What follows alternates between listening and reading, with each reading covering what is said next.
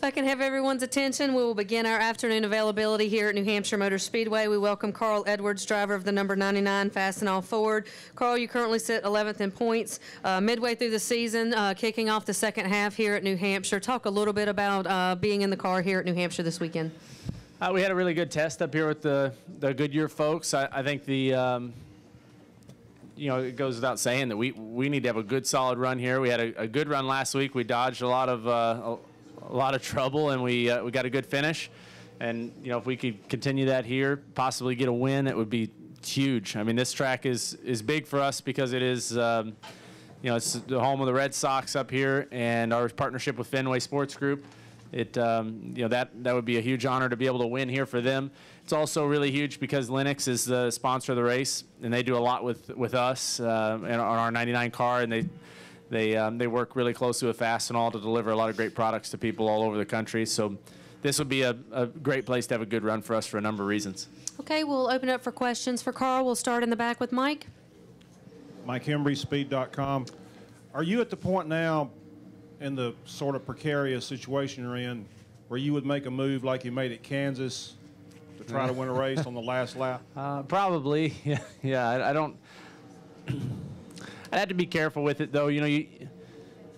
Whenever you go lunging out there and do things that are really risky, there's a reason people don't do a lot of that stuff. Is because there is a big potential for a downside. So I don't know. I think if we were close to a win here this weekend, it would be very, very hard not to really just go for it. I mean, we need a win bad, and but at the same time, we still have enough races that if we just run solidly, run like we know we can, I think we'll march into the top 10 on our own merit just at the points. So I'm not quite to that point yet, but ask me again at Richmond. I think we'll see what happens.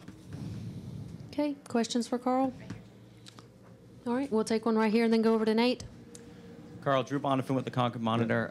Just with the way Tony's year went last year, he was 11th going into this race before he caught fire there. Does that do anything to help your resolve and resolve other people on the chase bubble going forward, just seeing that it's been done before? I think so. I think that whole 14 team, what they did last year, showed all of us that it's not over till it's over. I mean, if you can make it into the chase, you truly, just by making it in, you have as good a shot as anyone at the championship. None of this stuff right now matters other than it puts you in the chase, or it doesn't. So I think that's a really good point you bring up. I think all of us in the garage look at what Tony and that 14 team did last year, and we know that we all feel like we could do the same thing. We just need that opportunity, and that's where our team is right now. It's not where we expected to be, but it's where we're at, and hopefully we can do as well as those guys did.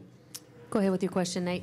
Nate Ryan, USA Today. Carl, your reaction to the A.J. Allmendinger test. I know there's been talk this week about supplements, and he made reference to that in his statement. I guess maybe just your overall reaction to it and how you feel about the testing policy. And have you ever had an instance where you've had an A sample or anything like that that needed to be cleared up in any way? No, I've never had any, positive tests or anything like that. I thought pretty hard about that. I think we're all kind of in a position where if there's a, I mean, let's just be honest, it's an imperfect world. People are imperfect, tests are imperfect. The people who make different products sometimes use factories that, one of the first things my trainer told me when he started working with me is he said, be careful, anything you ingest is made somewhere, and you don't know what that factory was making the day before it made the product that you're using. So, even if it's just like a whey protein powder or something like that, you have to really watch what you ingest. But my point is that I think that that until the drivers, this is just my theory, I think the drivers need to get together and we need to have our own group that is paid by us, that works for us, to be here to in tandem with the NASCAR drug testers, test us at the same time, so that we have two, not just an A and B sample, but an A and B testing facility, and we can all agree on that facility. It's no big deal. I don't think it would be a contentious thing. I think that would remove almost all doubt in any situation of a positive test. if a driver had someone that they could go to and say, hey, look, this is my representative. They tested at the same time on the same day, and we have, you know, this result. If the results are the same, obviously, I think we'd all agree that it was a positive, and if they're different, then I think it would give a, it would just give a different perspective. But I think until we do that, I think no matter what is found to be positive, no matter what the test results are, there's always going to be that little question of, hey, maybe there was a mistake. Is there any discussion of that? I don't know. I think that was brought up by someone early on in this testing stuff with the testing policy. But I don't know that there's been any more serious discussion. And that's just something I thought of a little bit this week.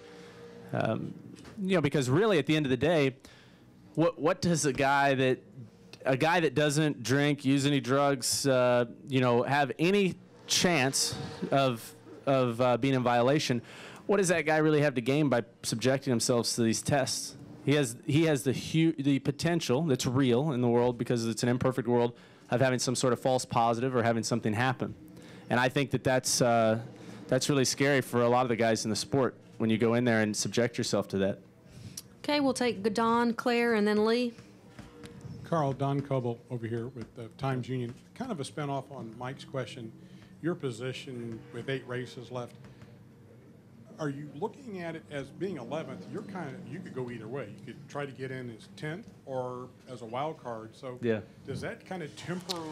Are you thinking points? Are you thinking wins? Or If we were 15th or 16th or 18th in points, it would be 100% just what Mike was saying. We'd be going all out, you know, no tires on the pit stop, blocking, bouncing the thing off walls, doing everything we could to win races. But like you said, we're in a position where we could earn our way in on points and just good solid runs. And so, you know, we'd like to do it both ways. We'd like to just go out here and dominate a race or two, march into top 7 or 8 in points, have a couple wins, and not have to worry about it. But you know, until that point, we'll go do the best we can, score all the points we can, and take chances if they, you know, if they're right there in front of us. You know, if I see something that I could do, you know, that would get us that win, then I'll do it. Okay, we'll take our next question from Claire, then come back up to Lee. Claire Beeling, Sirius XM NASCAR Radio. How important is qualifying for you here? Is it true you were telling your group today, Yeah. we're doing only qualifying runs, we have got to qualify well? Yes, qualifying here it's hugely important. I mean, we saw what some guys did in the last race with pit strategy. They were, you know, take 2 tires, no tires. They'd stay out there on the track and work themselves to the front, but everyone is going to do that. Everyone is going to be pulling out all the stops, you know, doing every strategy trick they can. And I think that having a good pit stall will be important. Starting up front, having clean air. If there's a long green flag run, you don't want to be mired in the back, going a lap down. I mean, all that stuff comes from a good qualifying effort. Greg Biffle was, I think, second fastest there. We're going to throw his, it was his setup was just a little different than ours, not very much. So we're going to put his setup in and just go for it. We get 2 laps. I think both laps should be pretty fast, so you almost get 2 cracks at it here. Yeah, we did all qualifying. It's never good when people ask, did you do all qualifying runs, because that means you were slow enough to, there's nothing worse than people will come over, man, you still in race trim? No. That's as fast as we can go. You can go ahead with your question, Lee. Lee Spencer, Fox Sports. To kind of follow up on Nate's questioning, have you gone over your representation, whether it's your manager, Jack, Steve, whoever, that for whatever reason, if you got that call, what procedures would you follow immediately? I mean, do you have like a, you know, I mean, obviously it probably would never happen, but if it does, do you know what emergency steps you take? No, I don't. That's a really good question. I trust that NASCAR is doing the very best they can. I trust that Aegis group is doing the best they can. But I do think that what I know about AJ's situation right now, I think that spurs all of us to think about what you're asking. Do we have a plan in place? God forbid there was some mistake or something happened. And I mean, I don't have a plan in place. I don't know what I'd do other than throw my hands up and say I swear. And that really probably doesn't do much for you. So I guess it would be prudent for us to come up with a plan. The second part of my question is, he was tested on Friday. You raced with him on Saturday night. Right. You didn't know at that point that he was positive, negative, Carly didn't even know he had a P test. So, you know, then they told him on Saturday, well, he had practiced out there with you on Friday. He had qualified the car. I mean, is there any fail-safe way that if something happens and for whatever reason it is positive, you know, because of the time that we're looking at, to stop anything potential from happening down the road?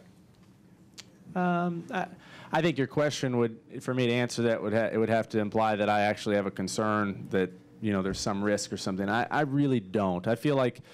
I just mean in general. I'm not pointing to him. Yeah. You know, just in general, that a person that would take that long to identify the situation, but that guy would still be out on the track. Yeah, it's an imperfect world, and I think that if you, I don't think you'll ever know the people's state of mind, whether it's you know, due to some, you know, just problem they have personally, or if it's drugs or lack of sleep, or, I mean, you can't ever guard against someone not being at their best, even yourself. So I've never, I'll say it this way, I've never got in the race car or been in a race and gone, man, I'm really nervous around this particular person. I mean, I guess I have a little bit, but sometimes I know they're nervous about me, but that's really not, I don't think, at the forefront of all of our minds. I think what NASCAR is doing is very admirable. They're trying to keep our sport as clean as possible, trying to do it the best way. But boy, you know, when you look at a sport as complex as ours, as you know, when you start dealing with chemistry and, you know, the chain of possession, you know, when you walk into the testing area, I mean, I did it last week at Daytona. You walk in there and there's all these cups sitting there. I don't know where they've been, who's been in there, who's messed with them, what's going on. I don't know where they go after that. I don't know.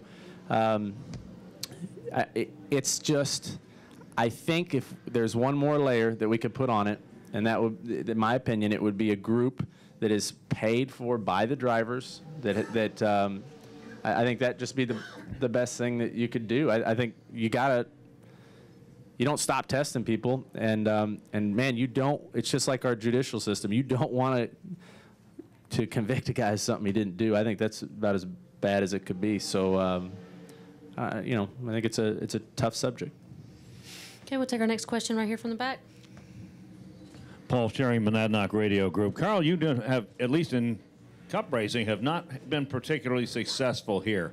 Any one reason why you can put your finger on as to why this track seems to elude you?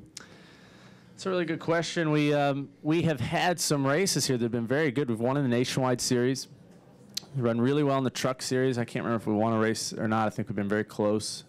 The Cup Series, we've had a couple runs where we unloaded. At one time, we had the baseball, the Boston Red Sox car painted like a baseball. It was screaming fast. Everything was going great, and we had the thing fell off the jack on pit road and took us 3 laps to get it back up in the air. And then there have been races that we just struggle, and I truly don't know what the issue is. I don't understand how a track that's so outwardly simple, you know, it's just a simple oval, and we've got good race cars. I feel like I know how to go around an oval. And some of these days we're here just struggling. So if you see anything, let me know. All right. Go ahead, Mike. I know you'll be honest with me at least. Hi, Mike Harris, RacingToday.com. Carl, this is kind of off the beaten track, but this will be the first year that you haven't gone up to Montreal for the nationwide race up there.